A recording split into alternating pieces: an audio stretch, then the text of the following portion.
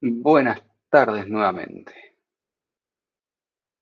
La semana pasada cerramos con elementos estructurales y ahora nos adentramos en lo que sería el tercer TP. Sigue siendo el módulo que venimos hablando de plasticidad con endurecimiento.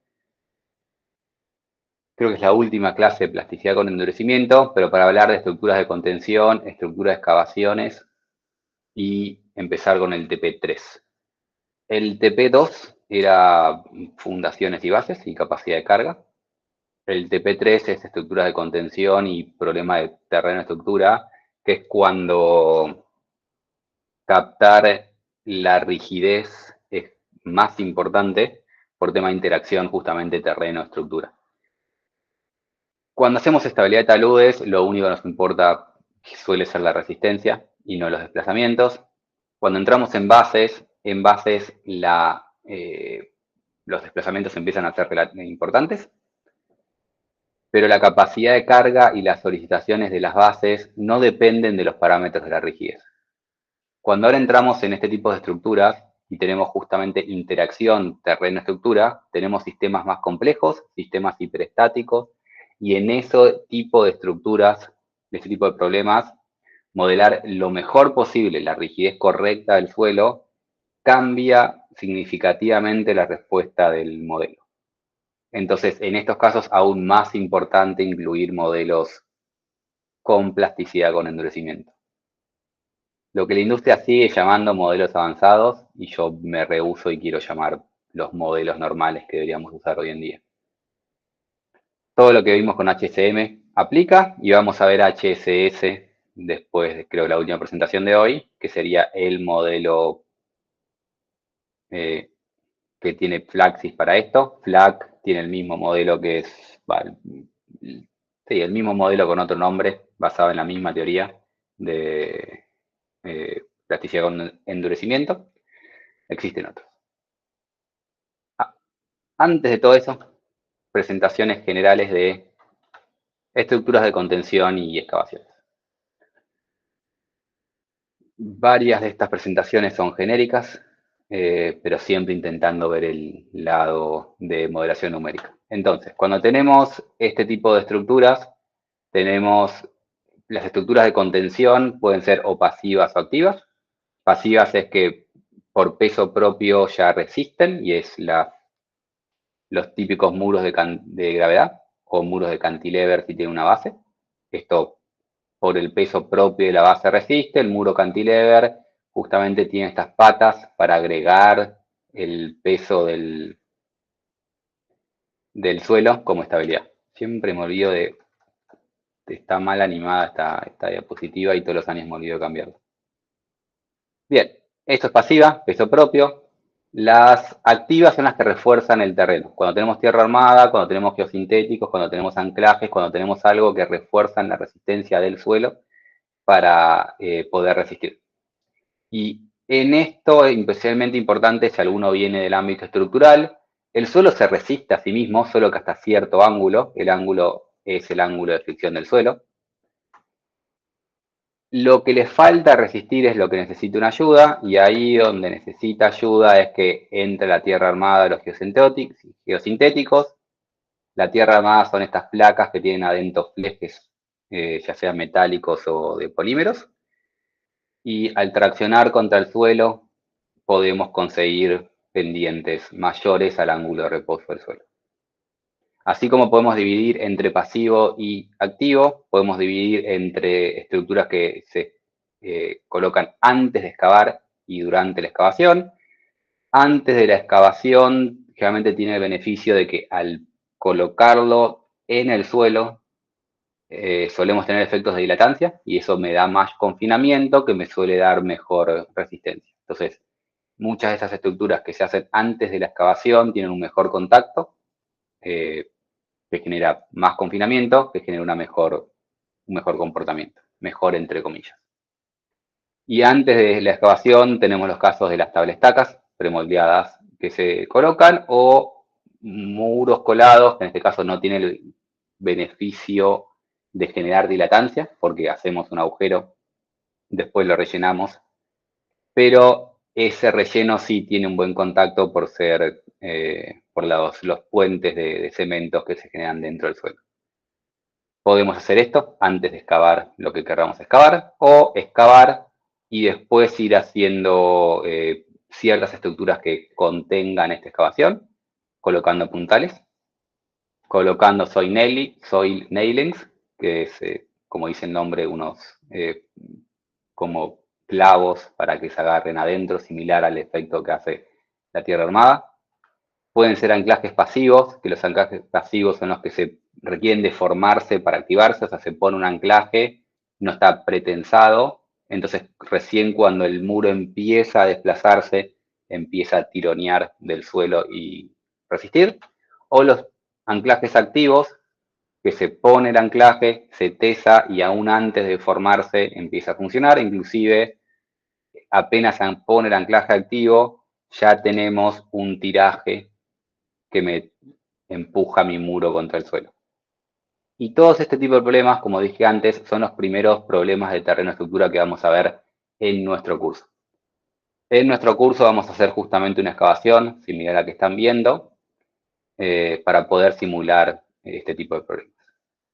Todo esto se puede hacer con modelos analíticos y con modelos numéricos. Las ventajas de hacerlos con modelos numéricos, entre otras, es que se descubren lo que se suele llamar debilidades ocultas, que en realidad es cuando nosotros simulamos esto, si simulamos correctamente la construcción, si simulamos correctamente la geometría, el programa automáticamente nos va a dar los resultados. La idea de siempre estas simulaciones es no meterle, no forzarle la respuesta que queremos nosotros.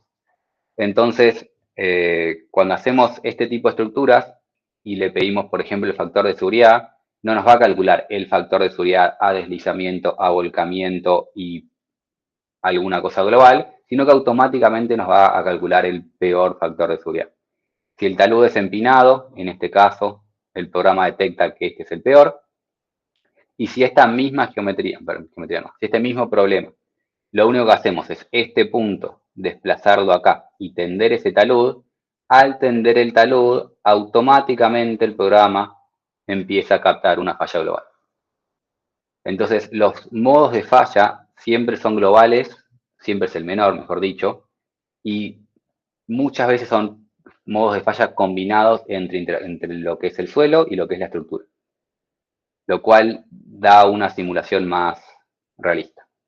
La limitación es que no reemplaza el diseño por dos razones. Una, porque los factores de seguridad que tenemos que después aplicar a estas estructuras dependen de la estructura. O sea, tenemos una norma que nos dice cómo reducir y qué factor utilizar para el suelo, otra norma que nos dice cómo calcular el diseño del muro de hormigón.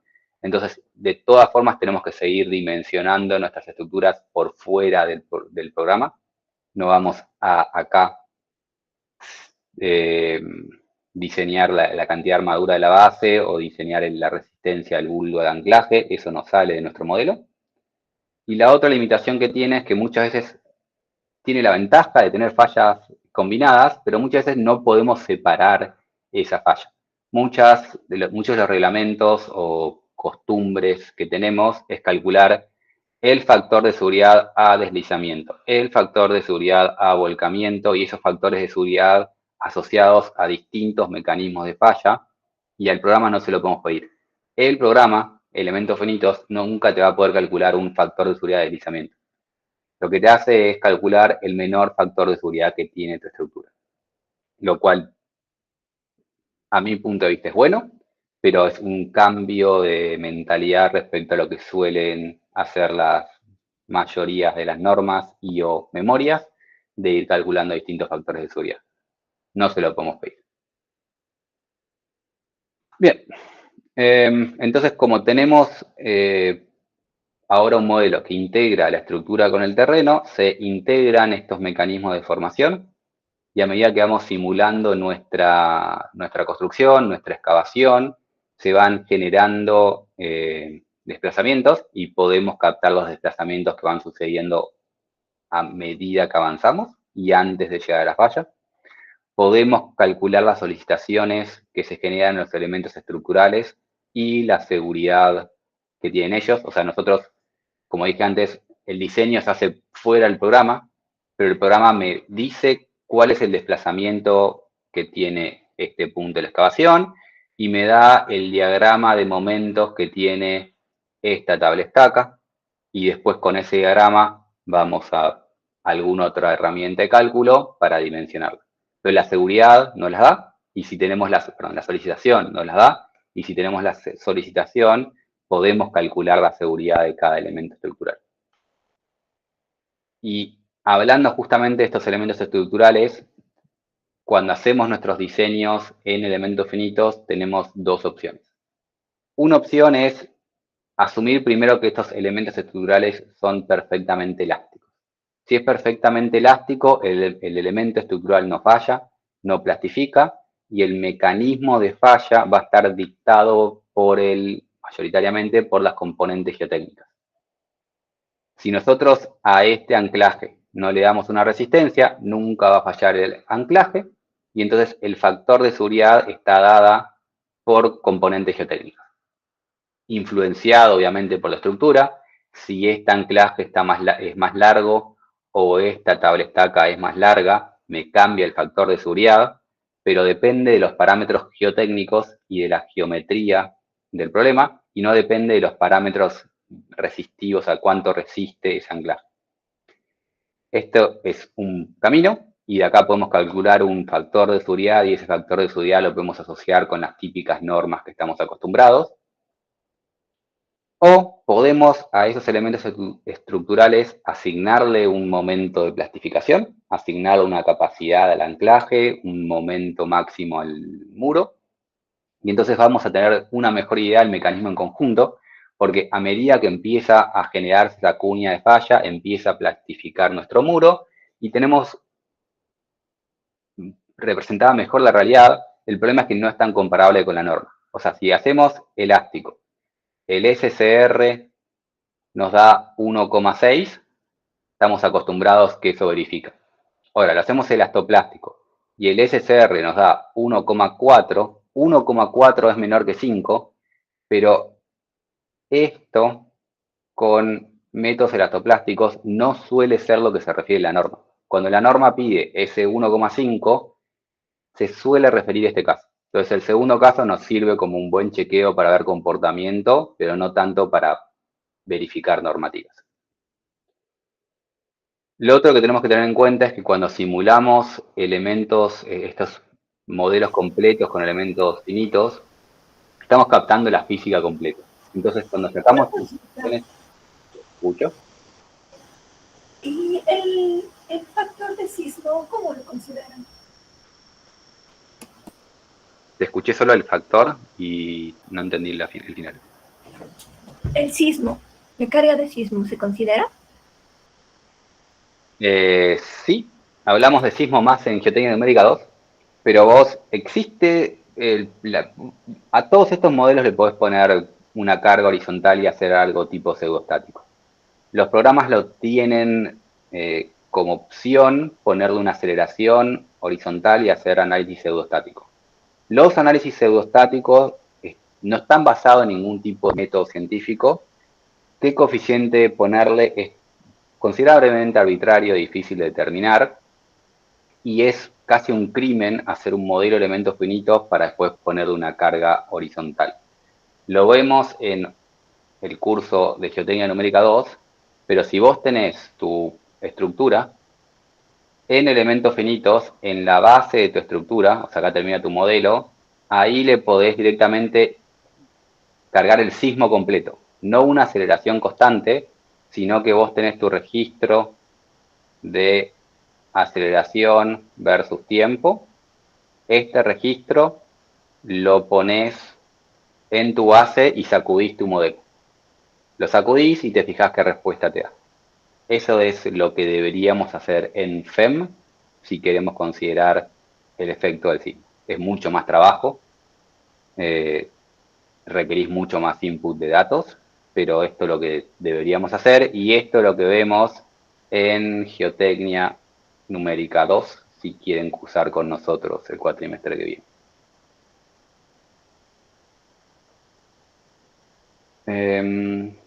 Bien. Si hay más preguntas, los escucho. Yo avanzo, pero interrumpan, no es la palabra interrumpir. Pregunten todo lo que quieran preguntar. A lo que iba es que cuando modelamos este sistema complejo, como ya estamos modelando el sistema complejo, estamos modelando la interacción terreno-estructura. Entonces no tenemos que incluir por separado conceptos como efecto arco o el aumento del tiro del tensor, porque la idea del efecto arco es que el efecto arco es una distribución de esfuerzos porque cierto sector empieza a plastificar o cierto sector es más rígido, se distribuyen los momentos, entonces las normas nos dice reducir el momento en esos casos. El programa automáticamente capta ese cambio de rigidez. Entonces no tenemos que aumentar por separado, agregar por separado los términos de efecto arco. Ya están incorporados. Lo mismo que el tiro del tensor. El tiro del tensor que cambia porque se va deformando nuestra estructura, ya está incluida porque ya estamos deformando la estructura. Entonces, no tenemos que sumar esto por separado y eso genera que cuando comparamos solicitaciones de elementos finitos con lo que dan otros métodos más simplificados, a veces nos pueden dar mayores o a veces nos pueden dar menores, porque están intentando simular todos esos efectos de forma completa. Y podemos, obviamente, considerar todos esos efectos considerando plasticidad en esta estructura o no plasticidad en la estructura. Entonces, podemos ponerle un modelo elastoplástico y ver qué tanto me cambiaría el tiro del tensor si plastifico si plastifica el muro. Todo esto lo podemos captar con elementos finitos. Como dije antes, después cómo interactuar con la norma es un problema distinto, pero nos estaría dando la física más real directamente. Simular cosas con elementos finitos siempre tiene bemoles, así que ahora un par de casos puntuales para excavaciones o estructuras de contención. Si queremos modelar, por ejemplo, el efecto de tablestacas, generalmente las tablestacas son elementos rígidos, pero con ciertas uniones. Y estas uniones hacen que sea muy distinto el comportamiento de esto a el comportamiento de esto. Y nosotros en nuestros modelos, generalmente vamos a modelarlo de arriba. O sea 2D o sea 3D, lo más común es que modelemos una placa. Una placa es un elemento 2D y no vamos a simular esta geometría, por un lado, y no vamos a simular estas uniones que que permiten ciertos giros, están en esas articulaciones. Entonces, en nuestro modelo ponemos una sección rectangular, pero en el proyecto real no suelen ser rectangulares. Entonces tenemos que ver cómo incorporamos estas diferencias en el modelo. Por ejemplo, en el caso de estas placas de este estilo, tenemos que tener en cuenta de que la rigidez a la flexión que tiene esto, es mucho menor a la rigidez a la flexión que tiene una placa común. O sea, imagínense esta placa ante esta carga y esto ante esta carga. Lo de abajo, al estar articulado, las rigideces son distintas. Entonces, si queremos modelar este tipo de placas, una estrategia es poner un coeficiente de Poisson cercano a 0 para presentar mejor la falta de rigidez que tiene en ese sentido las tablestacas unidas en esas articulaciones. También lo mismo con la rigidez del corte. La rigidez del corte que tiene esta estructura, este tipo de sistema, es menor a la rigidez del corte que tiene un elemento de placa. Los elementos de placa dentro de Plaxis son elementos de placa tipo Mindlin, que tienen rigidez del corte. Esa rigidez del corte está acoplada con la rigidez de la flexión y el axil que tiene. O sea, nosotros en el modelo, en los input parámetros, le damos EI y EA, pero tiene una rigidez del corte vinculada a esos valores. Y si nuestra placa, el espesor que le damos a la placa, estamos llamando de equivalente, para representar la rigidez de este conjunto, es demasiado grande, va a sobreestimar esa rigidez. Entonces tenemos que controlar la relación entre ese espesor y la longitud que tiene. Por otro lado, si queremos en 2D simular axial simetría, el mismo tema de rigidez lo tenemos en axial simetría. Si nosotros tenemos un tanque, este tanque que es circular, perdón, que no es circular, que en el modelo estamos simulando simular porque estamos haciendo un modelo axial simétrico, la realidad es que está compuesto por distintos tramos rectos. En la realidad son tramos rectos. Si hacemos axial simétrico siempre nos da el comportamiento perfectamente circular. Y en esos tramos rectos, la rigidez que tiene esto es muy distinta a la rigidez que tendría una curva circular perfecta. La rigidez axial de esto, si yo acá tiro, es mucho menor que si tiro en estas cosas. Entonces tenemos que, como nosotros estamos en el modelo metiendo esto, pero en realidad es esto, no ponerle una rigidez menor para evitar rigideces equivocadas y por lo tanto solicitaciones equivocadas. Y entonces hay que reducir el área significativamente si tenemos este tipo de unión, porque estas uniones generan que esta rigidez sea muy baja. Y no tanto, pero igual hay que reducir el área si en vez de tener tablas conformadas como esto, si tenemos un tanque hecho por tramos rectos, pero empotrados entre sí, por geometría, por más que no esté articulado y esté empotrado, igual tenemos que reducir la rigidez por la geometría. Pasando ahora a lo que serían tablestacas, cuando simulamos, por ejemplo, muros y tablestacas, la tablestaca, como dijimos antes, tenemos que asignarle propiedades acorde a lo que está hecha esa tablestaca, pero después la tablestaca en sí me va a captar bien el comportamiento completo, y si nosotros queremos usar nuestro modelo elemento finito para diseñar la tablestaca y no solo verificar la tablestaca, lo que podemos hacer es ver cómo cambia ese comportamiento cuando cambiamos, por ejemplo, la longitud. No sabemos si requerimos 10 metros, 15 metros o 20 metros de tablestaca. Podríamos hacer un modelo con cada una de esas alternativas y ver cuál es la alternativa que verifica. O podemos hacer un solo modelo, y esto es en realidad un truco, no algo que tienen que hacer, pero pueden hacer un solo modelo que tenga una tablestaca de 14 metros y después un par de tablestacas que están ahí, que el elemento estructural está adentro del modelo, pero que no lo prendemos excepto que sea necesario. Entonces podemos prender los primeros 14 metros, ver qué comportamiento da, ver cuánto me da el factor de seguridad, como justamente tenemos ahí está prendido hasta acá la tablestaca y por eso la falla llega hasta ahí.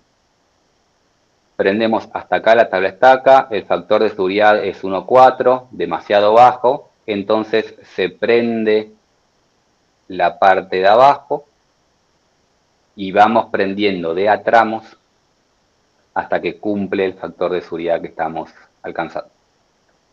Entonces podemos usar este tipo de programas para optimizar la longitud de la tablestaca y también podemos usar este tipo de programas para optimizar el largo de los tensores. Ponemos un tensor y después en la malla hay otro tensor ahí y otro tensor ahí, pero que están apagados. Incluimos un par de opciones en la malla para no tener que estar probando y remallando y yendo y viniendo. Hacemos 3 alternativas y probamos este tensor. Calculamos el factor de seguridad 1,16, demasiado bajo. Prendemos el siguiente tramito. Obviamente cuando prendemos esta placa de anclaje, apagamos la otra. Prendemos ese, factor de seguridad 1,36, prendemos el siguiente tramito. Y vamos así prendiendo de a tramos para optimizar esa longitud del anclaje. Cuando vamos jugando en este tipo de cosas, podemos jugar con el tensor o con la tabla estaca, y siempre tenemos que ir inspeccionando resultados para ver qué es realmente un mejor diseño. Porque si se fijan, esta disposición medía 18 metros, lo agrandamos a 25 y conseguimos una mejora importante, el factor de seguridad, de 1,16 a 1,36. Pero cuando lo siguen subiendo, y ahora esto mide 30 metros, la mejora es muy pequeña. Y si hubiesen hecho el intento de ponerle 35, les hubiese seguido dando 1,4 ese factor de seguridad. Y eso es porque cuando tienen este tipo de sistemas, lo que quieren lograr es que la interacción entre la seguridad que nos da este mecanismo de falla con el aporte de la placa. La longitud óptima en cuanto a poder separar los mecanismos es justamente conseguir una longitud lo suficientemente larga para que tengamos algo similar a esto, pero no tanto como esto, donde se ve que inicialmente, si la longitud del anclaje es muy corta, hay un único mecanismo de falla. Con esta longitud empezamos a tener claramente que por un lado tenemos este, y después hay una especie de falla global, y eventualmente es lo suficientemente largo para que sean totalmente independientes. Y una vez que logramos independizarlo, ya no conseguimos mayor beneficio en seguir aumentando el anclaje. Pero podemos ir jugando por aumentar el anclaje hasta que logramos algo similar a esto o esto. Y si este factor de seguridad no es suficiente, aumentamos la ficha de esa tabla estaca. Si tenemos más opciones dentro de nuestro modelo, vamos prendiendo y apagando hasta que logramos la mejor alternativa. Bien. Cuando verificamos esto, lo correcto es verificarlo en análisis drenado y no drenado, siempre y cuando tengamos un suelo que esté saturado y puede trabajar no drenado. O sea, no vamos a asignarle propiedades no drenadas a un suelo que no está debajo del nivel freático o que no tenga un nivel de saturación lo suficientemente alto. Pero si está saturado, lo correcto es verificar drenado y no drenado. Y después, si piensan las cosas que vimos en la clase de análisis no drenado, pueden ver cuál de los dos es peor. Y en el caso que estemos haciendo excavaciones y estemos sacando suelo, suele ser peor, o sea, suele ser dimensionante el caso drenado. Cuando sacamos suelo, desconfinamos al suelo y la resistencia drenada puede ser menor, así como en condiciones de servicio. En cambio, cuando agregamos suelo y agregamos confinamiento, suele ser dimensionante el caso no drenado. Al meter un relleno, ese relleno genera una presión de poro que puede generar una resistencia no drenada que no verifique. Entonces, podemos pensar cuál es el peor caso, pero lo más recomendable es siempre analizar drenado y no drenado y ver cuál es, y asegurar que cumpla ambos factores de seguridad.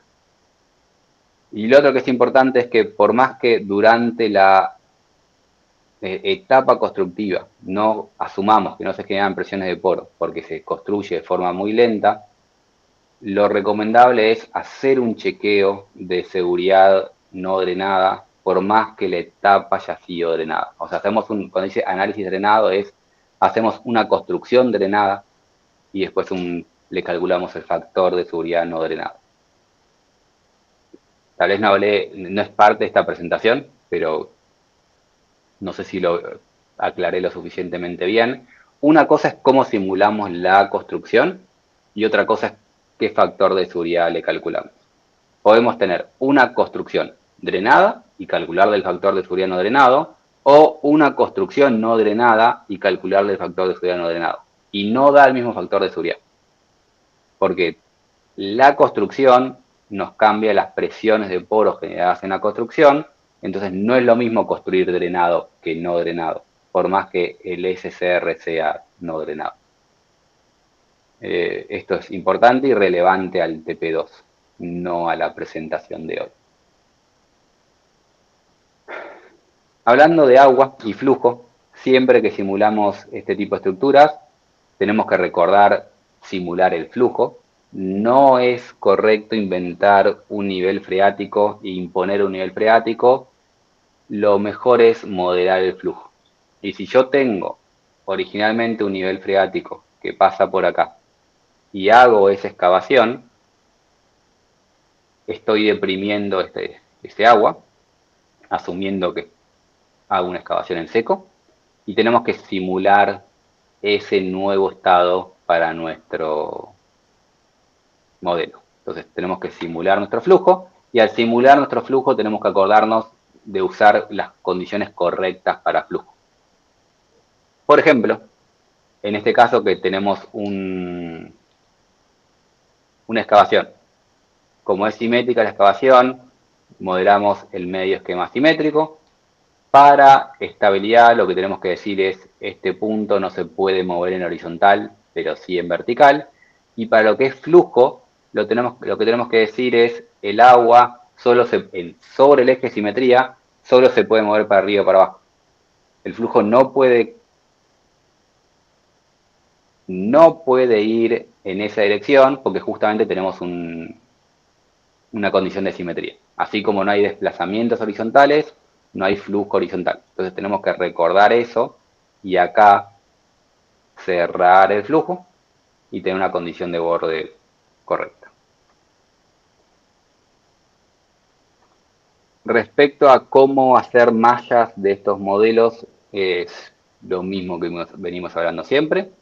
Siempre queremos refinar las zonas de interés y es muy importante acostumbrarse a no usar la malla por default que nos da el programa y mallar todo por igual y ir seleccionando dónde queremos refinar los modelos. En la zona de los elementos estructurales, si queremos sacar solicitaciones estructurales, en la zona de mayor desplazamiento, si lo que queremos sacar del resultado son los desplazamientos, en la zona de mayor gradiente, si lo que queremos es verificar plasticidad en el suelo, tenemos que pensar cuál es el objetivo de ese modelo y refinar acorde a ese objetivo. Y dejar elementos grandes en todo el resto del modelo.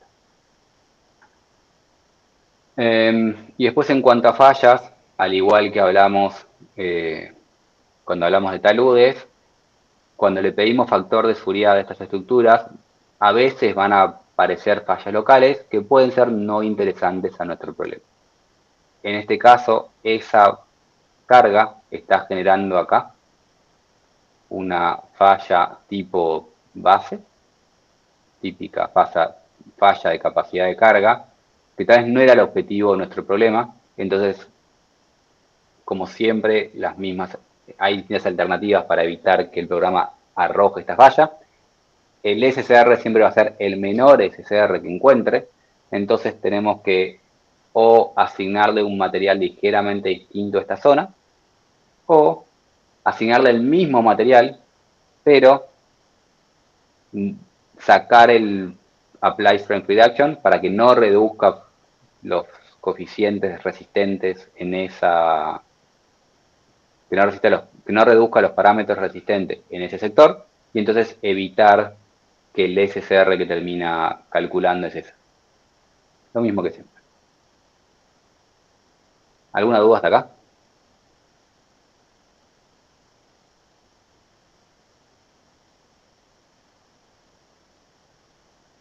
Para hablar un poco de modelos 2D versus modelos 3D, tenemos que siempre pensar qué parte de nuestro modelo es 2D y qué parte no.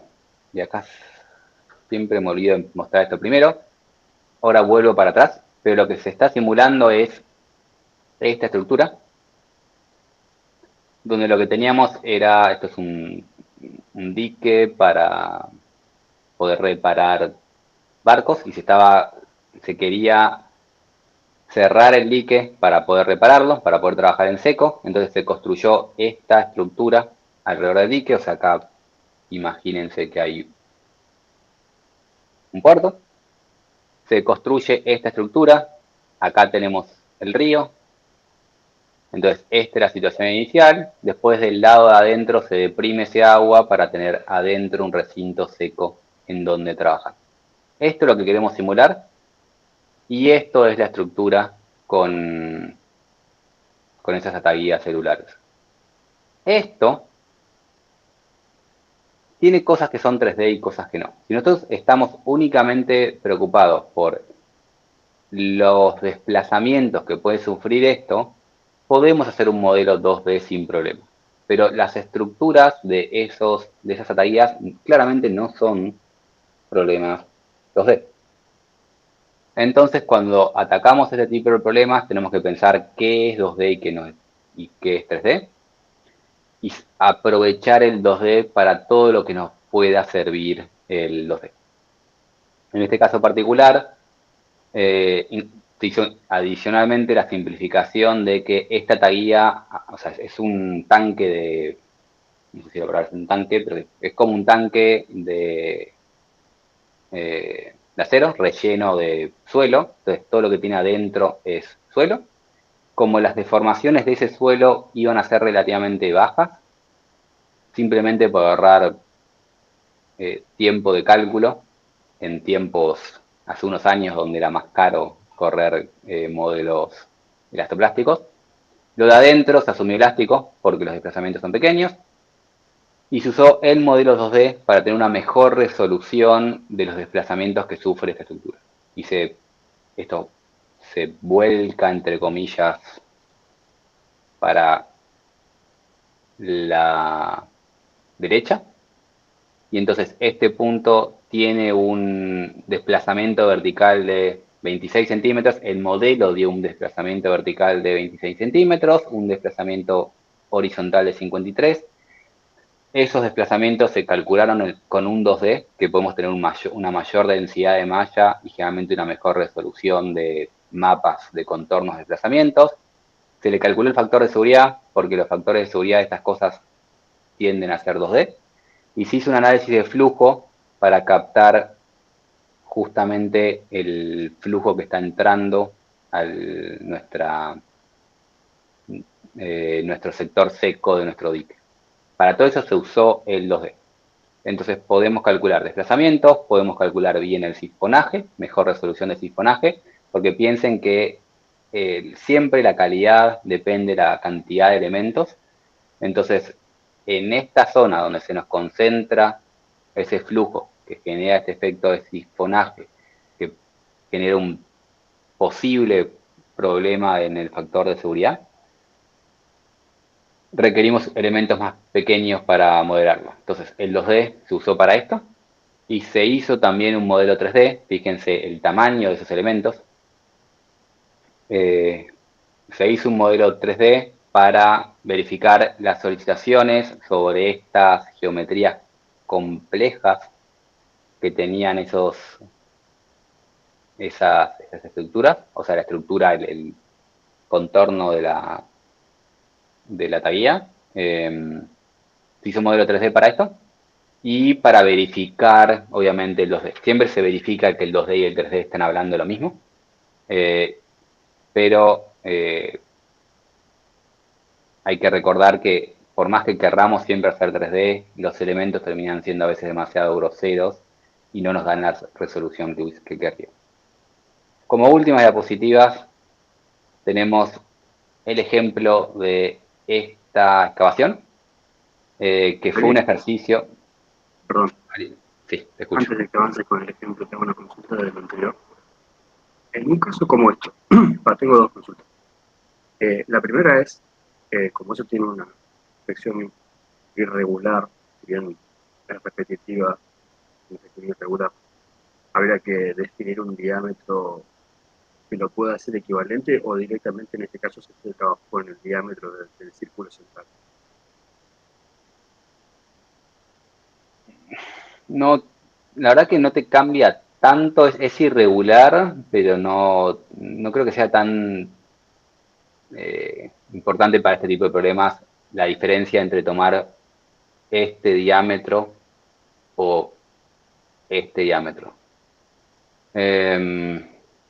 Lo más correcto sería tomar lo más seguro sería tomar el menor para tener el peor caso posible. No creo que te cambie tanto. Podés tomar un diámetro equivalente. Ok. Y mi segunda pregunta es, si ven acá son tubos de acero, ¿no? Lo cual lo hace un poco más rígido. Si yo pienso esto como si fuese solamente suelo, ¿no? Poner en una excavación que por ahí tiene una forma así medio de arco limitada a una longitud eh, relativamente acotada, que igual no sé qué tan largo es eso, por ahí es muy largo y se puede llegar a asumir un efecto de deformación plana en las inmediaciones del centro, pero ponerle que es una longitud acotada. No me termina de quedar claro si yo, al calcular la seguridad con un modelo 2D, estoy del lado seguro o del lado inseguro, porque pienso que El, por ahí pierdo o gano efectos de confinamiento, que no me queda claro.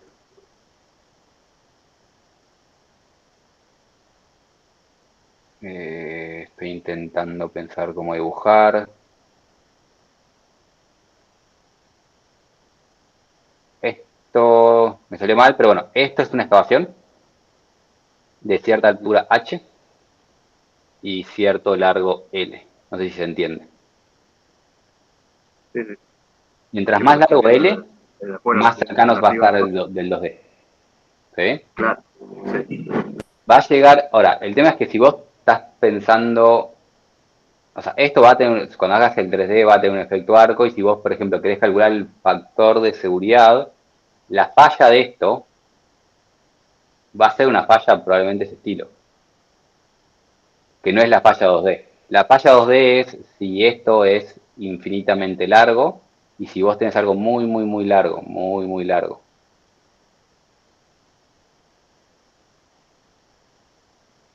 La falla de esto sí es la típica falla de talud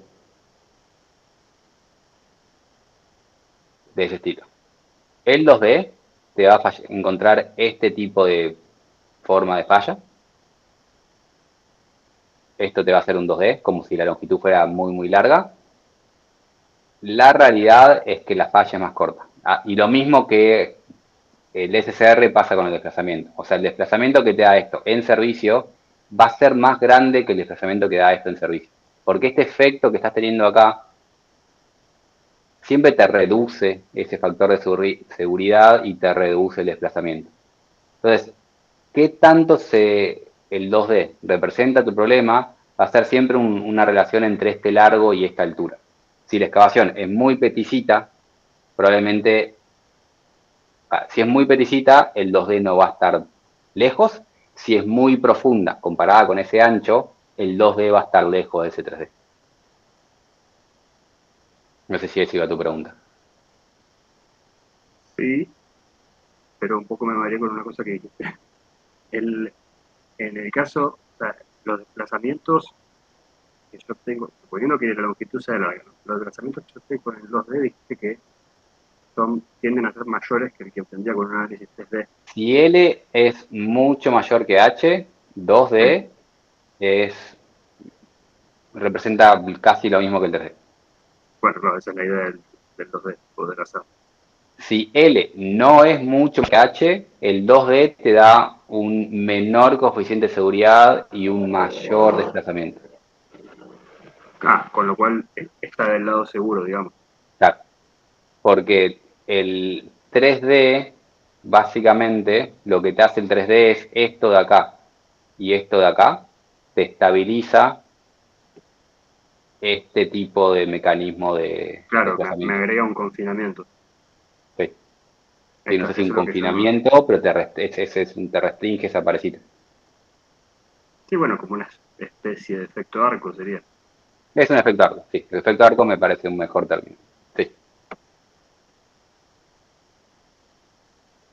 Entonces, casi siempre, no siempre, pero casi siempre el 2D es más conservador. Lo mismo cuando haces una presa, el 2D de la presa es más conservador que el 3D. No siempre, casi siempre.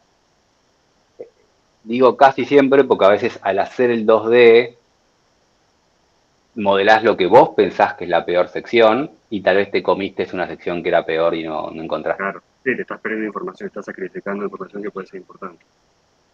Si sabés, si encontraste entre comillas, la falla correcta, el 2D te da menor. Pero puede ser que haya algún lugar que no hayas visto bien el comportamiento.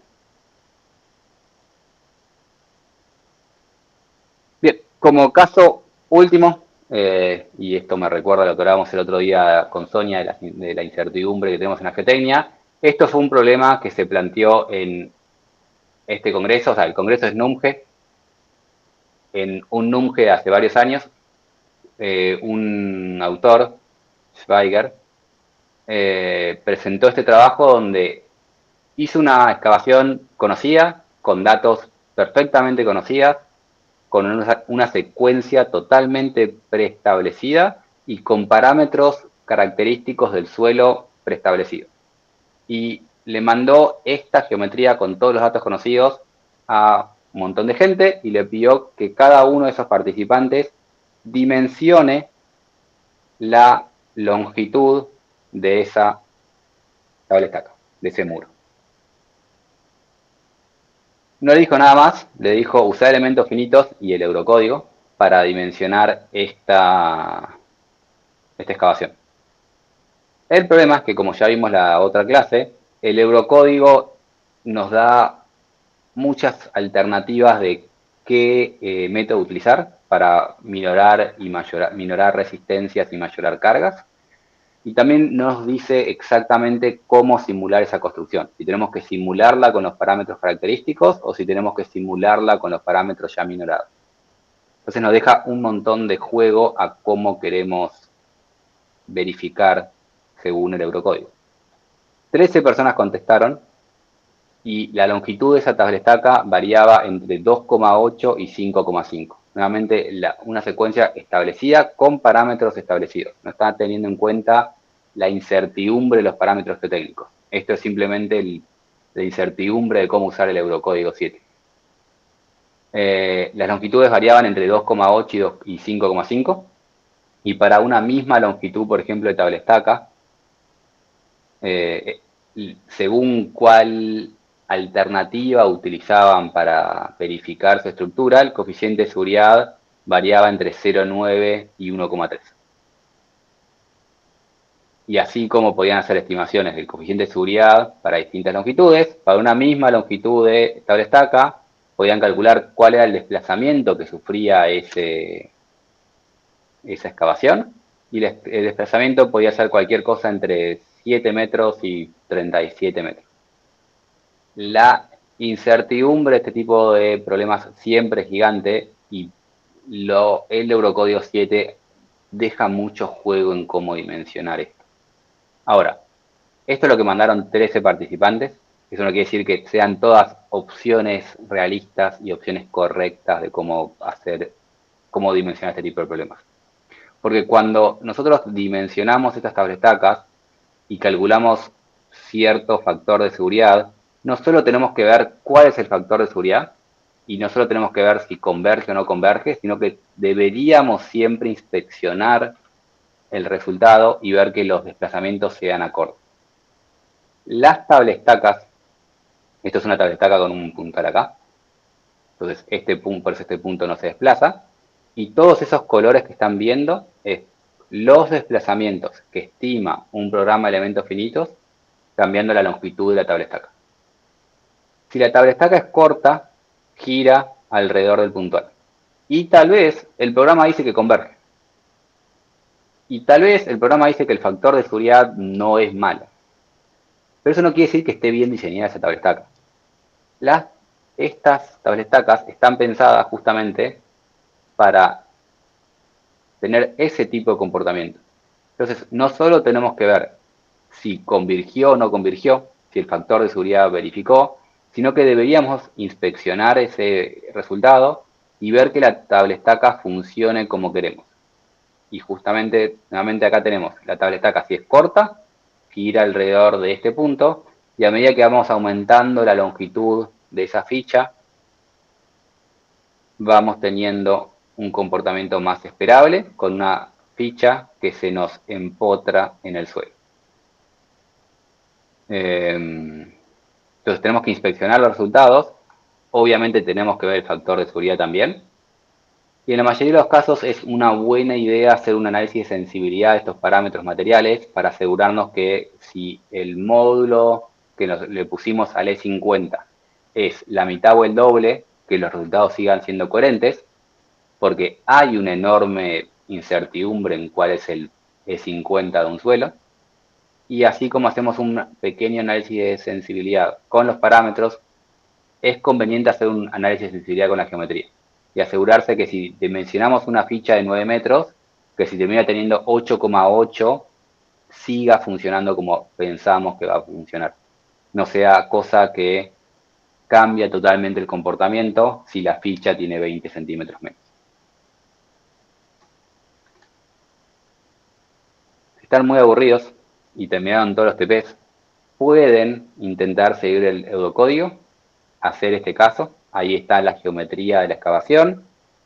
Ahí están los parámetros de los suelos sin minorar, los valores característicos. Y pueden ustedes dimensionar su ficha para ver en dónde caen entre 2 y 6 metros según su concepto. Y esto es la última diapositiva de esta presentación, antes de pasar a la siguiente. ¿Alguna consulta? ¿Cómo tú mostraste eso que los factores que se ponían, las características que se ponían en los elementos como la tabla también estaba la inercia, ¿no es cierto? Perdón, no te estoy entendiendo. Cuando mencionaste qué características íbamos a incluir para los elementos como las tablas capas, además de la rigidez estaba la inercia. ¿Era un EI o un EA? Sí, son todos rigideces. O sea, en la placa, te escucho medio mal, pero creo que entendí. O sea, vos en la placa tenés el EA y tenés el EI. El A es el área, el I es la inercia, esto es rigidez axial y esto es rigidez por fricción. Y después hay una rigidez al corte que tiene tu placa, que no es un input, no es un parámetro. O sea, nosotros, este es parámetro, y en base a la rigidez axial y a la reflexión, calcula una rigidez al corte siguiendo la teoría de Minting. Sí, pero el área o la inercia no está en función de la geometría de la tabla estaca. Correcto. El tema es que tu tabla estaca, si tu tabla estaca es rectangular, no hay duda alguna de cómo calcular eso. Ahora, si tu tabla estaca, o sea, este es el muro, ¿no? Si ese muro lo haces con barras conformadas,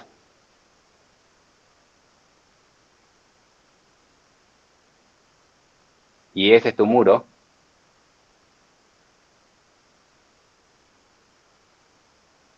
¿cuál es el área y cuál es la inercia?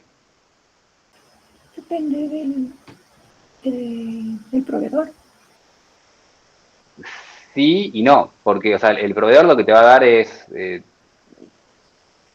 no te va a poder dar bien la inercia debido a esto, y lo otro es que vos después adentro del programa, lo que le vas a asignar es o sea, esto es lo que es real, pero en tu modelo no tenés eso, tenés elementos placas planos. Entonces, vos en tu modelo lo que tenés que buscar es un diámetro equivalente de una placa plana que represente lo mismo que esto de acá. Y no le puedes a esto asignar, si esto tiene un espesor, este diámetro claramente no es el espesor que tiene esto. porque la rigidez de la flexión que tendría una placa plana con ese espesor no es ni cercana a la rigidez de la flexión que tendría esa estructura. Entonces, cuando buscas este diámetro equivalente a aplicar, tenés que tener cuidado de cómo elegís ese diámetro equivalente, de cómo elegís los parámetros, para que te termine dando una rigidez axil y una rigidez flexional que represente el comportamiento real del suelo, de la tabla estaca. A lo que iba el comentario es que este espesor que le asignás a tu placa plana no es nunca el espesor que tiene esa tabla estaca conformada. ¿Se entendió ahí el comentario mejor? Sí, pensé Bien. que tú al definir la placa podías definir en función del área y la inercia que le definías la sección más parecida a la tabla estaca. Bien. Esto si la placa está trabajando a tracción. Ahora, si la placa trabaja a compresión, sea como sea tu tabla estaca, la rigidez axil que tiene ese sistema no es la rigidez axil que tiene a compresión, o sea, a tracción. Si esto está a tracción, la rigidez axil del sistema real está bastante dictado por ese espesor, a tracción. Pero cuando queremos hacer la compresión, esto se me dobla todo, porque están unidas esas articulaciones, y entonces la rigidez axil que tiene esta compresión es muchísimo menos que la rigidez axil que te da este espesor. Entonces, si tenés un sistema que está trabajando a compresión, como suele ser muchas veces los tanques, o sea, las cosas circulares que contienen algo de afuera, lo de afuera genera una compresión en tu tanquecito y vos tenés que reducir la rigidez axil y no considerar la rigidez axil de eso, porque compresión no va a tener esa rigidez.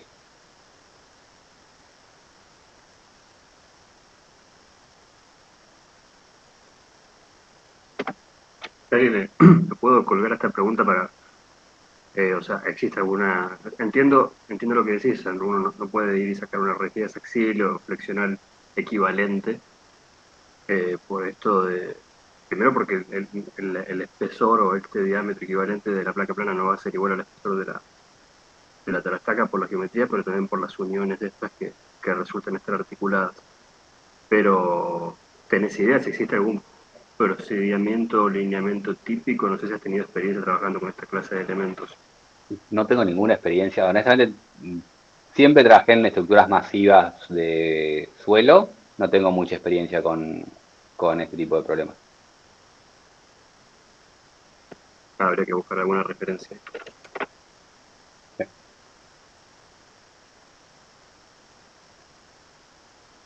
Y la compartes. Si algún día me toca la buscaré y si la encuentro me voy a acordar de soñar. Lo importante es tenerlo en mente y después buscar la referencia. ¿Más consultas? Paso. Si no hay consultas, avanzo. Si no, vuelo. Quería preguntar. Te escucho, Sí, sí, Felipe, no sé si me escuchas esto. Quería preguntarte por el sifonamiento, el análisis de sifonamiento que hicieron. Entiendo que es una arena. Alguna vez nos tocó evaluar esto, un limo, o sea, un terreno estratificado entre limo y arena. Y justo queríamos conocer si este limo empezaba a incrementar la presión de poros y por ahí fallaba. Porque, claro, también puede ser que incremente su presión de poros y por ahí tenga una resistencia menor, ¿no? Entonces, no sé si ustedes tuvieron alguna experiencia con eso, porque la última clase, pues, se complicaba un poco el uso, digamos, esos modelos elastoplásticos, porque por eso de la presión de poros. Sí, igual son cosas distintas. O sea, sifonamiento no es presión, es presión de poro, pero no es exceso de presión de poro. O sea, lo que pasa acá Sí. es que la presión de agua que está subiendo, cuando el flujo es ascendente, te bajan tus tensiones efectivas y vas a tener tensiones efectivas cercanas a cero. Cuando esa presión efectiva es lo suficientemente baja, te mueve la partícula, te levanta la partícula y te sifona. En este caso, de hecho, el problema era ese. En alguna clase daremos el caso real de este tipo de cosas, pero lo que estaba pasando acá era que estaba teniendo sifonaje y estaba entrando agua y se estaba llevando y lavando el suelo. Y lo que se terminó haciendo es acá empezar a tirar suelo para intentar tapar ese sifonaje. Porque apenas le pones una altura de suelo, ese peso adicional ya fue suficiente para controlarlo. Pero estaban haciendo esta obra y no habían tenido en cuenta eso y les empezó a entrar agua. Entonces tuvieron que rápidamente con una retroexcavadora empezar a tirar de tierra encima. Pero el modelo lo captó correctamente. O sea, eso se puede captar con el modelo. De hecho, justamente esto de acá, el mecanismo de falla estaba generado por ese sifonaje, por esa presión ascendente.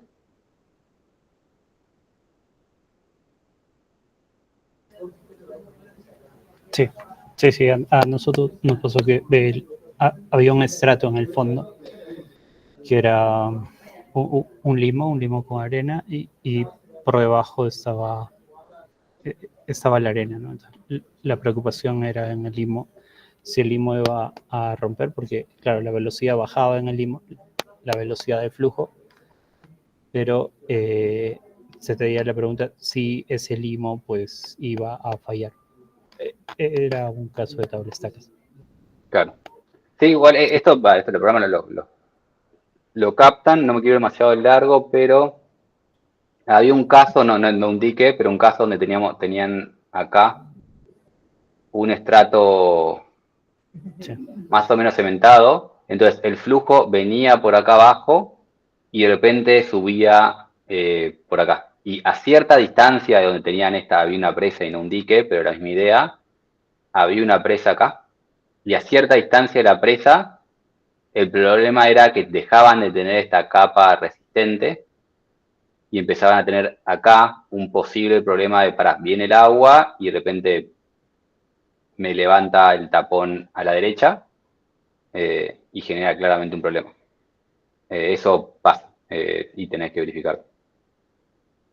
Y es como decís vos, o sea, es un tema de el peso que te estabiliza, qué altura tenés de tapón y los parámetros resistentes de ese material. Porque acá, que tenías una cementación distinta a cero, resistía, perdías esa cementación y ya no le daba la resistencia.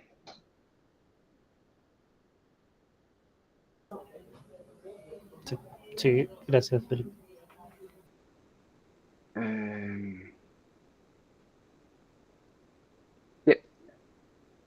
Avanzo con la siguiente presentación en la misma temática de excavaciones y anclajes. En el TP3 van a simular justamente una excavación con anclajes, entonces nos metemos un poco más en este tipo de problemas, y siempre que tenemos interacción terreno-estructura, lo que queremos simular es correctamente las rigideces de los materiales, porque son problemas hiperestáticos, y los hiperestáticos siempre el resultado es un juego de rigideces. Entonces queremos captar correctamente la rigidez, poder captar correctamente el comportamiento del material y cómo cambia esa rigidez a medida que plastifica, plasticidad con endurecimiento, y también queremos captar la no linealidad de la construcción. Cuando tenemos este tipo de problemas, tenemos que simular todo el proceso constructivo que tenemos. Y vamos simulando la excavación y a medida que simulamos, prendemos el anclaje. Y excavamos, prendemos el anclaje. Excavamos, prendemos el anclaje. Y tenemos que ir haciendo varias etapas, simulando todo el proceso constructivo de este problema. Porque el resultado final de estos problemas no lineales depende del proceso constructivo. Entonces, no solo tenemos que elegir el modelo material correcto, sino que tenemos que simular correctamente ese proceso constructivo. Y a medida que vamos haciendo el proceso constructivo, usamos los elementos estructurales correctos para captar el problema. Y acá tenemos una mezcla de anclajes pasivos y activos que se van activando en el momento correcto. Y como resultado del modelo, tenemos las solicitaciones. Estas son solicitaciones en los anclajes, la fuerza en cada uno de esos anclajes. Podemos pedirle desplazamientos al modelo. Podemos pedirle desplazamientos al anclaje, podemos pedirle el T, o sea, el T-skin, la tensión tangencial que tiene el anclaje o el esfuerzo axil total, si queremos calcularlo de esa forma. Y vamos entonces calculando la evolución de cada una de estas cosas. Al calcular la evolución, podemos calcular no solo el diagrama de momento final, sino que el envolvente diagrama de momento. Todos estos programas van calculando etapa a etapa ese momento solicitante y entonces le podemos pedir un envolvente de diagrama de momentos para después usar esto y dimensionar nuestro muro en nuestra planilla de confianza. Y este resultado no da ni siquiera parecido a lo que se hace a veces en ingeniería estructural, de simular esos anclajes como apoyos y ponerle una carga. El resultado es totalmente distinto y esto está mal, eso no responde a ningún principio físico de comportamiento de interacción entre una estructura. Lo correcto es simular ese material lo más fielmente y simular esa construcción lo más fielmente. Como siempre, no siempre es tan directo y, por ejemplo, en el medio de la construcción tenemos estos bataches, estas bermas temporales, y esas bermas no son continuas fuera del plano. Entonces, para poder modelar estas cosas, podemos usar el método beta, que vimos en una de las primeras clases, que lo que hacía el método beta era, nosotros representamos esta berma, pero después cuando excavamos estos pedazos de berma y tenemos algo que no es continuo, usamos el método beta que apaga parcialmente ese material. Entonces, apagamos el material, le asignamos un beta, lo apaga parcialmente, y ¿qué beta asignarle a nuestro modelo 2D? O lo hacemos en base a experiencia previa, si tienen experiencia previa, no es mi caso, o hacen un modelo 3D. Y hacen un modelo 3D para verificar el beta. Hacen después el 2D, porque el 2D va a tener mejor resolución. Si ustedes están buscando desplazamientos y factores de seguridad, generalmente el 2D les va a dar mejor. El 3D, al ser elementos tan crudos, no nos va a dar valores confiables de mapas de contorno. Usamos el 3D para calcular el beta y después hacemos el 2D para tener más densidad de elementos. Y el 3D tiene que también ser modelado usando los materiales correctos y toda la secuencia constructiva lo más fielmente. Entonces, se van apagando los materiales a poco. Fíjense que tenemos estas bermas, se achica la berma, se apaga la berma, se hace el siguiente nivel de excavación y de a poco se va achicando esa berma, etcétera, etcétera, hasta llegar al final. A medida que se excava, se van prendiendo estos anclajes. En algún momento donde sea barato en cuanto a costo computacional y en cuanto a mano de obra, o sea, para una persona es más trabajo hacer esto que los D. El 3D es mejor, pero hoy en día el 3D no se usa siempre por cantidad de elementos. Hay ciertos casos que los tenemos que usar. Vino muy bien, por ejemplo, la pregunta que hizo Gianfranco. Estas estructuras no tienen una relación profundidad-largo para decir que el 2D lo representa bien, no es un estado plano. Entonces, cuando tenemos estructuras de este estilo, la realidad es que no tenemos mucha más opción que hacer un 3D. Hoy en día podemos poner un poco más de densidad de elementos de lo que están viendo en pantalla, pero son bastante costosos hacer. Entonces, hacer este proceso constructivo es bastante trabajo y después tiempo de cálculo. Y depende de qué programa estén utilizando, puede ser más costoso hacer la geometría, o sea, más tiempo, trabajo, horas hombre. Hay más horas hombre en hacer la geometría y la malla que en realmente correr el programa. Depende de qué programa utilicen y qué están haciendo, hacer mallas bien es muy difícil. Pero si tenemos este tipo de problemas, el 2D no nos va a dar un buen resultado.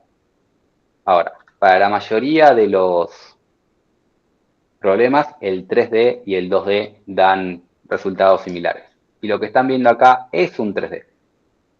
Esto es un 3D y esto de acá se ve justamente la perspectiva del 3D. Y el mapa de contornos de desplazamientos es el mapa de contornos que esperaríamos en un 2D. Esto tiene un mapa de contornos similar al 2D, pero con menor densidad de elementos. Si esto lo corremos en 2D, este elemento es más chico y nos queda algo más continuo. Entonces, para estos desplazamientos, mejor 2D. Si tenemos suficiente resolución en nuestra malla, para los elementos estructurales es mejor el 3D, porque justamente si nosotros tenemos pilotes o tenemos anclajes, el anclaje es 3D por naturaleza. O sea, en el 2D es como si el 2D captaría un elemento continuo fuera del plano. El 3D capta mejor que no es continuo, y lo otro que capta también el 3D mejor es que los muros, lo hago acá, cuando tengo un muro con un anclaje acá y un anclaje acá, el muro se va a deformar de esta forma. Entonces, esos efectos que son 3D, solo los captamos con un modelo 3D. Entonces, elementos estructurales discontinuos como pilotes y anclajes son 3D, pero requerimos suficiente resolución de malla para que den buenos resultados.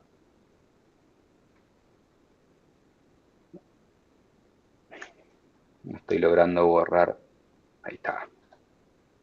Bien, para pasar a otros comentarios sobre modelos con excavación.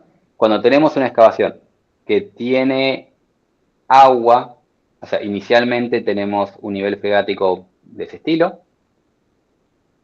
En la vida real nosotros podemos hacer una excavación sumergida, o sea, ir excavando y que esto esté lleno de agua, y en cuyo caso apagamos el suelo y mantenemos el agua, y por default en Plaxis, cuando sacamos el suelo y apagamos este clúster, apaga el suelo, pero deja el agua, ese es el default.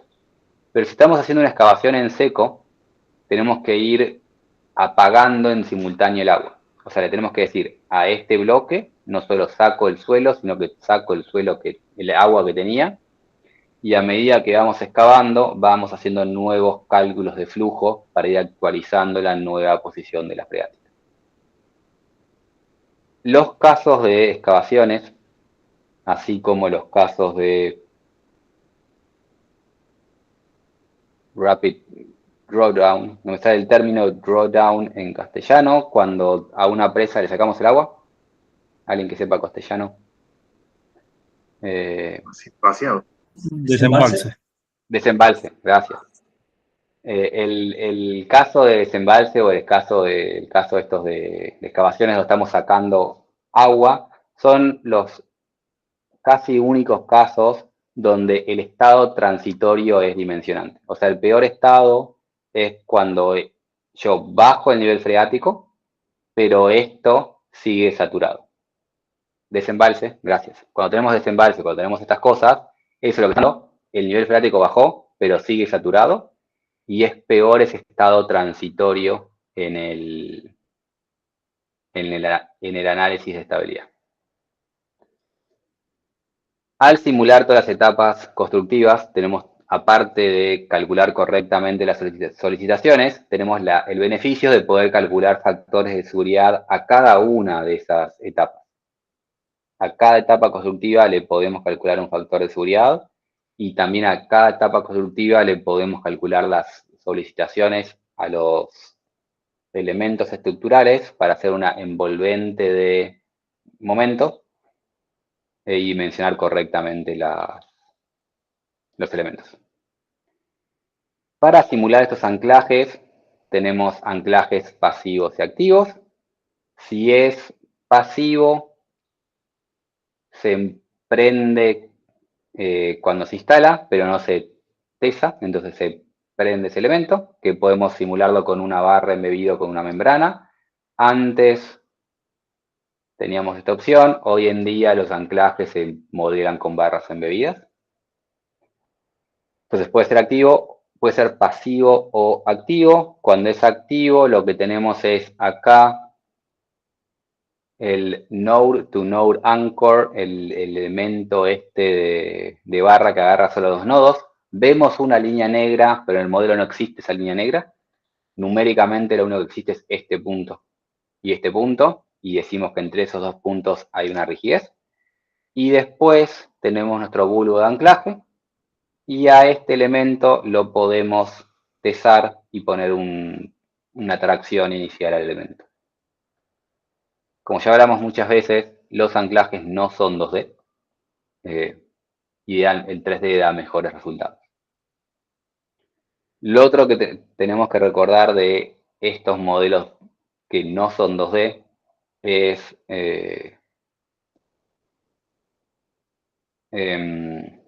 pensar que estamos agregando en nuestros elementos estructurales. Ya hablé la clase pasada de si pongo una base o una platea de fundación, pensar si la quiero realmente incluir porque me está agregando resistencia, ese elemento infinito fuera del plano. Cuando tenemos este tipo de esquemas, en la vida real lo que representan es acá tengo un anclaje, acá tengo un anclaje y al costado tengo el anclaje, perdón, al costado tengo este anclaje que se cruzan. Se cruzan pero en planos distintos, o sea, no se están tocando entre sí. Nuestro elemento 2D no tiene planos distintos, entonces si agrego esto y le cruzo este bulbo así y el bulbo se tocan entre sí, el modelo los va a pegar todos entre sí y va a asumir que todas esas placas están agarradas entre sí, que no es la vida real. Entonces, los anclajes que se cruzan en 2D están calculando algo que es incorrecto, porque están uniendo esa longitud y básicamente lo que terminaron simulando en ese ejemplo de ahí abajo es una membrana infinita con esa forma de Z fuera del plano. Bien, y como siempre, inspeccionar resultados, ver esa superficie de falla, ver que esta superficie de falla, por ejemplo, está pasando muy por debajo de la punta, y entonces no estamos consiguiendo ningún aporte de esa ficha en esa falla global. Para calcular anclajes, o sea, nosotros del modelo podemos sacar una tracción, el modelo nos da el esfuerzo axial que tiene ese anclaje, y después del modelo 2D sacamos este esfuerzo axial y verificamos el anclaje, como siempre, en una cuenta separada, como todos los elementos estructurales. La resistencia de un anclaje depende del perímetro por su longitud, por la resistencia. Y este Q depende del suelo y la interacción entre nuestro bulbo y nuestro suelo. Lo otro que tenemos que recordar es que el diámetro de ese bulbo no es el diámetro de la barra de acero, porque esa barra de acero tiene un grout y ese grout se mete adentro del suelo. Entonces, ese diámetro que tenemos que utilizar no es directamente el diámetro de las barras, sino que tenemos que tener en cuenta el bulbo medio de ese diámetro. Para eso existe el método Bustamante. Nico Tazo va a explicar el método Bustamante en el TP, así que seguimos avanzando. Lo que es importante reconocer es que la resistencia justamente de ese bulbo es el diámetro por este diámetro medio, que es el bulbo ensanchado, porque el bulbo se nos mete un poco adentro del suelo. Y esa resistencia que hay entre bulbo y suelo está dada por la adhesión que habría si el anclaje fuese perfecto, o sea, si tenemos una circunferencia perfecta que llenamos de lechada, en esa interfaz hay cierta adhesión, que es C1, es que estamos nombrando C1. Pero adicionalmente, el cemento se nos mete adentro del suelo y va generando esos puentes de lechada que da una cohesión adicional que es C2. Entonces tenemos dos valores cohesivos, C1 y C2, y después la fricción que tenemos entre lechada y suelo como típica fricción. Después, dependiendo qué método utilizan para hacer estas inyecciones, cuando hacen la inyección y meten algo a presión en el suelo, si meten algo a presión, el suelo dilata, el aumento en la dilatancia genera un aumento de confinamiento, el aumento de confinamiento está vinculado a la resistencia del suelo. Entonces, la resistencia total que tiene ese mecanismo está dada por los dos componentes cohesivos, la fricción suelo-lechada y la dilatancia, el confinamiento adicional que gana por esa dilatancia. Y el fenómeno de dilatancia es el mismo fenómeno de dilatancia que tenemos en los suelos. Este bulbo, al inyectarse, aprieta el suelo. Cuando aprieta el suelo, se me suben las partículas entre sí. Y cuando esto lo quiero empujar para abajo, esta partícula que estaba ahí se tiene que subir a la otra partícula para moverse y eso genera una mayor resistencia al bulbo.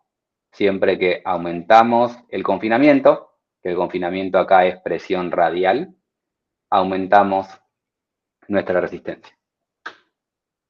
Modelar eso en el programa es extremadamente difícil. Entonces, lo que tenemos que siempre intentar hacer es, fuera del programa, buscar cuánto vale este número que tiene en cuenta todas esas cosas. Es extremadamente difícil porque si intentan realmente modelar el proceso físico de inyectar pasta, el proceso físico es complejo. Así que en una diapositiva vamos a intentar pensar qué pasa en esa interfaz de cuando inyectamos pasta.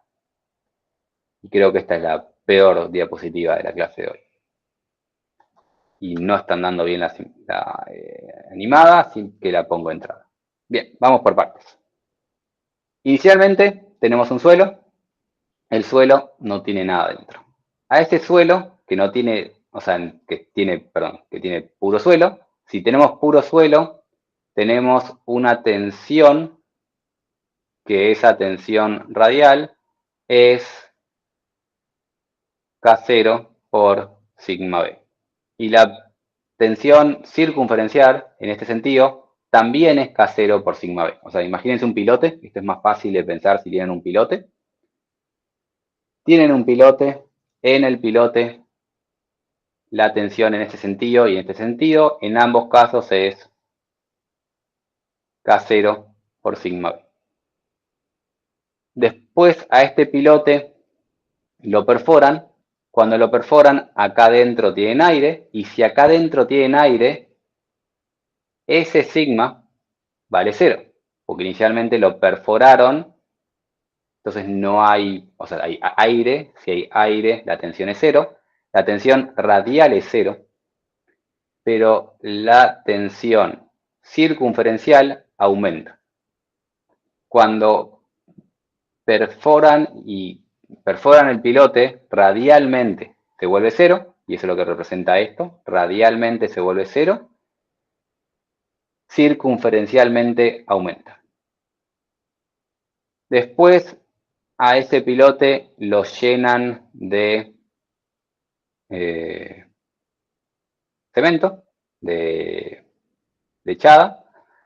Cuando lo llenan de cemento y esa lechada está en estado líquido, la presión que genera esa lechada es proporcional al peso del líquido, o sea, es la presión del fluido.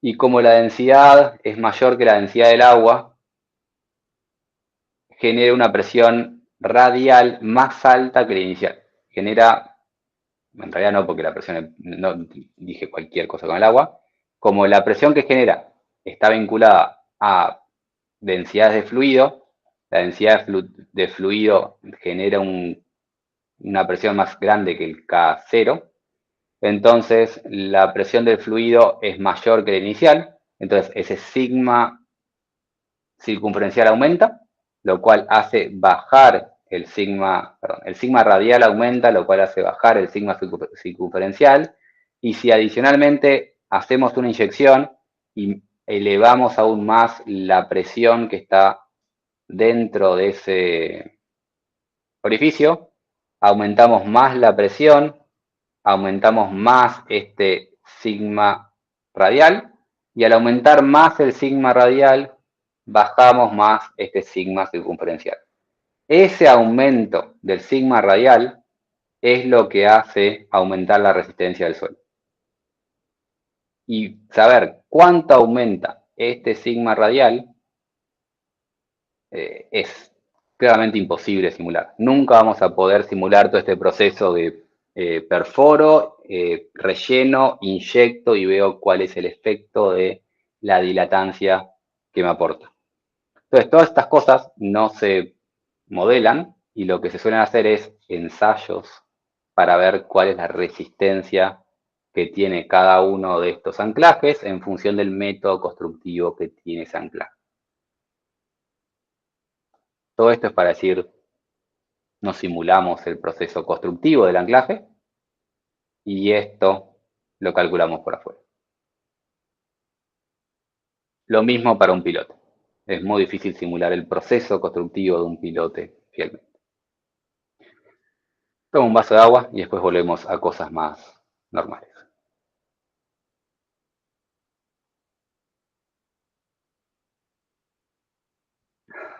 Bien.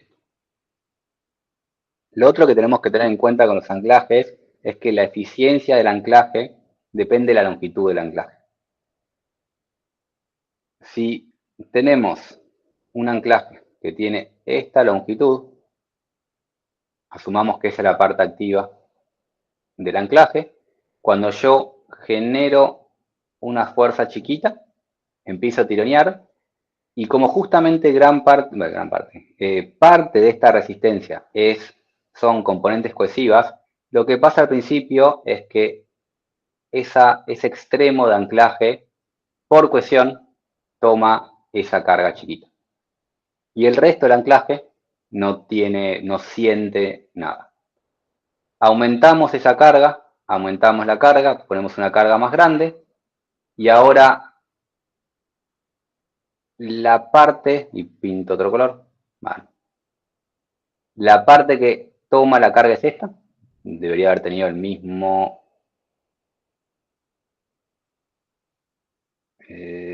déjenme borrar.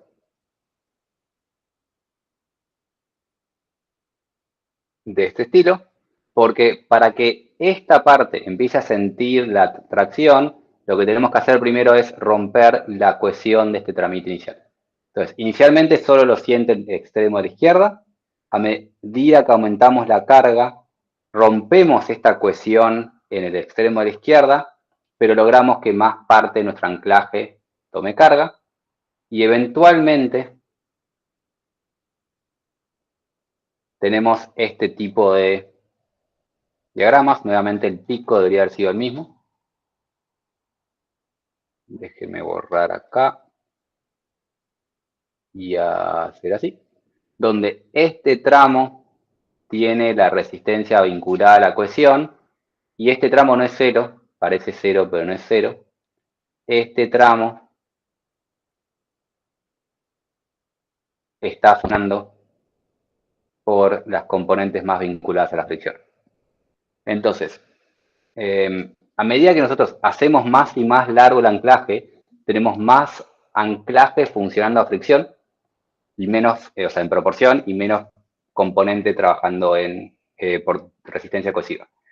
Eso genera que si mi anclaje es muy cortito, si el anclaje es corto, logro una muy buena eficiencia de anclaje, porque logramos aprovechar en toda su longitud la resistencia cohesiva y la resistencia friccional.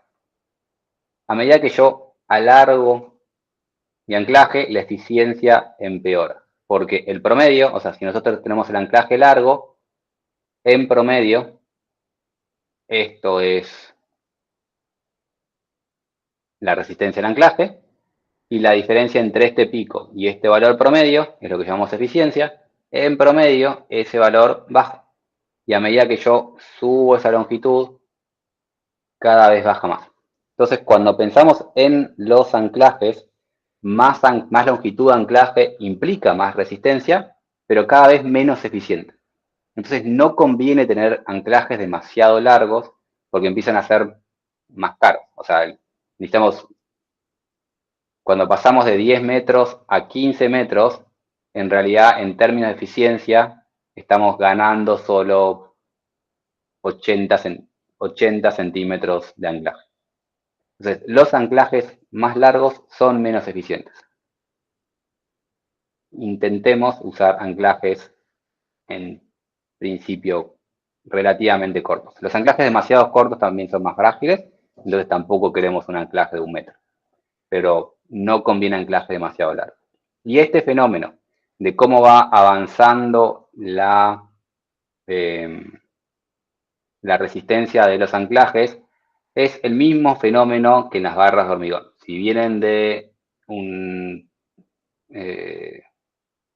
background estructural, es el mismo fenómeno con el cual calculaban la adherencia entre la barra y el hormigón. La adherencia entre la barra y el hormigón depende de la longitud, y este tau que generaban entre adherencia de barra y hormigón era debido a la cementación que había entre esos dos elementos, y a medida que aumentaban esa longitud iban perdiendo eficiencia. Entonces, este fenómeno de adherencia es el mismo fenómeno de siempre. Modelar este tipo de fenómenos es extremadamente difícil, entonces siempre se hacen ensayos tipo pull-out test, que pull-out test es ponen la barra que están deseando estudiar en el medio que desean estudiar y tiran para arriba hasta que se rompe. Esto aplica a barras nervuradas de hormigón, barras lisas de hormigón o anclajes. La idea siempre es, se suelen hacer ensayos experimentales porque simularlo es extremadamente complejo. Si queremos realmente reproducir este fenómeno en nuestro modelo, tenemos que incorporar un modelo constructivo con ablandamiento. O sea, la plasticidad nunca puede representar esto. La plasticidad, recuerden que cuando tienen un Q epsilon, plasticidad es, llega un valor pico y me mantengo constante. Requeriríamos simular un material con ablandamiento para simular este tipo de procesos. Esta resistencia está vinculada a la cohesión y esta resistencia más residual está vinculada a componentes friccionales más que nada. Se puede simular, existe mucha bibliografía con modelos que simulan esto, no dentro de Plaxis, FLAC, RC2 y cosas típicas. Bien, volviendo a casos prácticos, para poder mejorar la eficiencia de los anclajes, este fenómeno de los anclajes que mientras más largo, menos eficientes son, existen los que son los multi-anchors, que justamente son anclajes que en vez de tener un único anclaje grande, lo que hacen es poner dentro de un mismo gato, o sea, de un mismo gato no, dentro de una misma placa de anclaje, distintas longitudes para esos bulbos, de forma tal de que este bulbo funciona acá, este bulbo funciona acá, este bulbo funciona acá, este bulbo funciona acá, y cuando se instala con un gato múltiple que le aplica una carga distinta a cada cable para lograr que todos funcionen en una alta eficiencia. O sea, el promedio de esto es mucho mejor el promedio de esto. Entonces, existen ese tipo de anclajes con los multi-anchors para lograr una mayor eficiencia. Bien, volviendo después a lo que es, y terminando la presentación esta, lo que es análisis de seguridad, en el programa, después,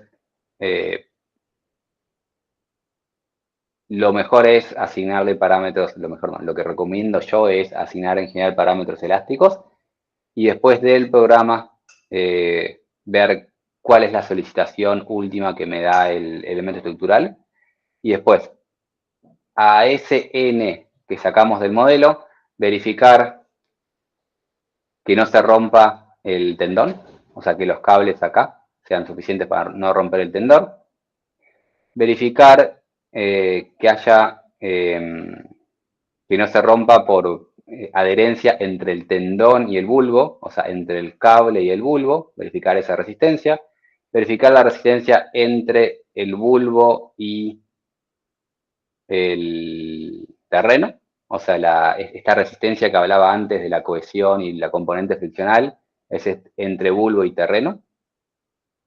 Todo esto para verificar que el anclaje esté bien dimensionado y después para ver si la excavación está bien diseñada, tenemos que ver que no haya una falla del suelo por este tiro, o sea, cuando esto tira, verificar que no haya una falla, una cuña de falla generada por ese tiro. Verificar y después verificar la estabilidad del muro, que puede ser una estabilidad de cuña del muro o una estabilidad global que abarque todo esto. Del programa nuevamente van a sacar estos n últimos que ustedes van a verificar en su planilla de Excel o MathCAD de confianza por separado. El modelo les va a dar menor SCR de todos estos. Le calculan un SCR. Si el SCR es de esta forma y no verifica, alargan el anclaje. Si es de esta forma y no verifica, pueden o alargar el anclaje o alargar la tabla estaca en función de por dónde pasa esta superficie. Con eso ir dimensionando. Y con esto termino esta presentación de hoy. ¿Consultas? Tengo una más. ¿Consultas? Consulta. En la diapositiva 12 se calcula, se muestra un QSS versus el que mencionas que se calcula en función de los coeficientes. ¿Es muy diferente? Sí. Esto va a hablar más Nico Tazo, Okay. justamente en la práctica, pero te escucho tu pregunta. El QS en teoría lo sacamos según el tipo de suelo, según esa tabla, ¿no es cierto? Y ese Claro, es el diferente. ¿Te escucho? Ese es diferente el que mostraste que se calcularía, el tendría. Este QS es el que depende del C1, C2, phi y todas esas cosas. El QS depende de todas esas cosas, pero es tan complejo ese mecanismo, o sea, la explicación es para que sepan en base a qué resiste el bulbo. El bulbo se mete adentro del suelo y tenemos componentes cohesivos y componentes friccionales. Todo eso juega como resistencia que hay entre bulbo y suelo. Ahora, ese QS es muy difícil de calcular de esa forma, entonces claramente tenemos ensayos tipo pull-out que nos dan cuánto vale ese QS en distintos suelos. Pero no es el que está en la tabla, por ejemplo, no sé, para el granito y basalto es 1.7 megapascales. Es ese, sí, sí. Y no Esta se puede tabla hacer a la salió, inversa. el QS sale de ensayo. Esa tabla se construyó haciendo ensayo. Esta es una tabla, existen distintas tablas. ¿Cuán mal estaría si tú consideras, sabes qué tipo de roca está, no sé, y tú sabes qué capacidad necesitas y tú lo calculas la longitud? Perdón, no escuché al principio.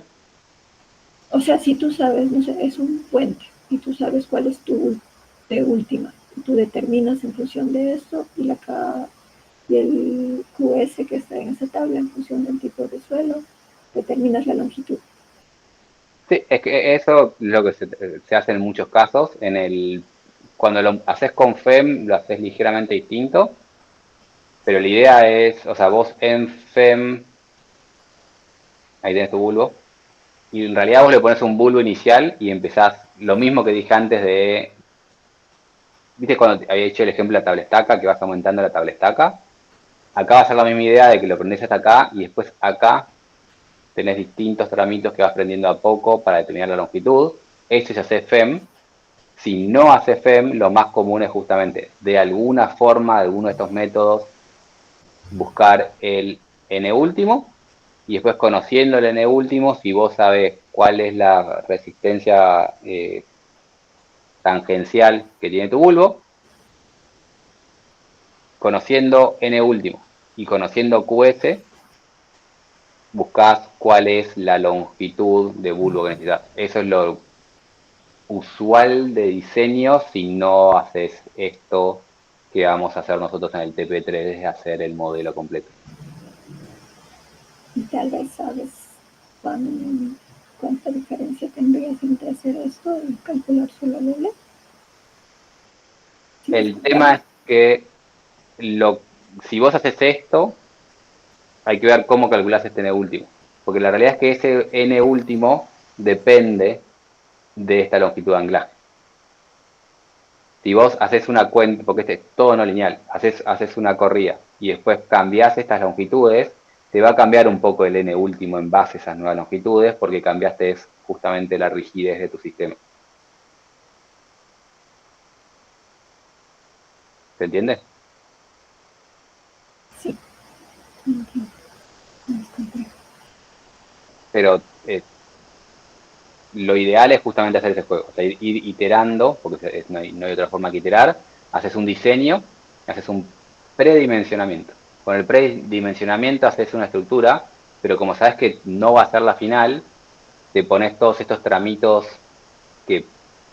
apagados, inclusive también para acá, o sea, para poder achicar o alargar este bulbo, porque si te quedas corto y lo alargás, cuando corras de vuelta, te va a cambiar las solicitaciones de todo. Te va a cambiar el n último del bulbo, te va a cambiar la solicitación sobre el muro, es todo no lineal. Entonces tenés que ir iterando un par de veces.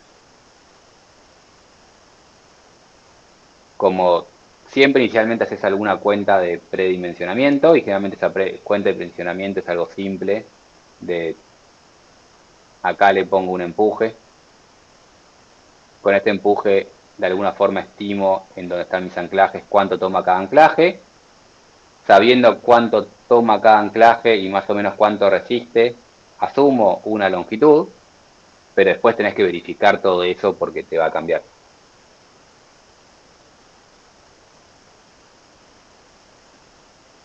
Todo eso con más detalle con Nico Tazo.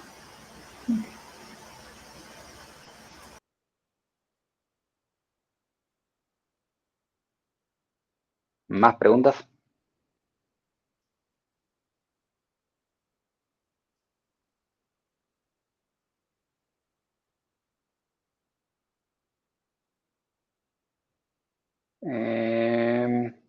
Bien. Última presentación de hoy. No es larga. O sea, son muchas diapositivas, pero no es tanto contenido, creo. Creo en el sentido que tal vez para mí no es tanto contenido. Espero que no sea demasiado pesado para ustedes. La última presentación de hoy es el módulo HSS. Bien. Hace algunas clases nosotros vimos HSM. HSM fue el caballito de batalla de Plaxis que lo usó durante varios años y fue muy popular. HSS es una mejora sobre HCM y por lo tanto, a partir de hoy, nunca más vamos a usar HCM, directamente vamos a usar HSS. Es mejor en todo sentido, entonces vamos a siempre usar HSS.